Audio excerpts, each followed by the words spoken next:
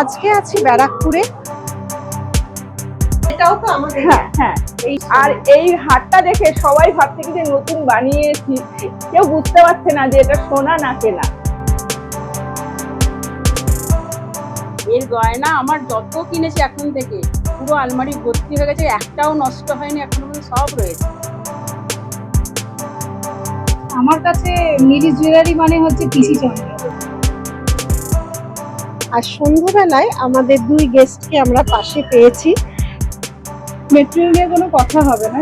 First যখন বিয়ে হয় তারপরে আমি নিলিশ জুয়েলারির গয়না থেকে স্টার্ট করি আমার বিবাহিত জীবন। আজকে আমি এখান থেকে অনেক শপিং করব, ডিটেইলে সব আমার প্রোফাইলে একটা ব্লগও করব। পার্টি ওয়্যার থেকে শুরু করে এঙ্গেজমেন্ট সবকিছু, রিসেপশন কমপ্লিট।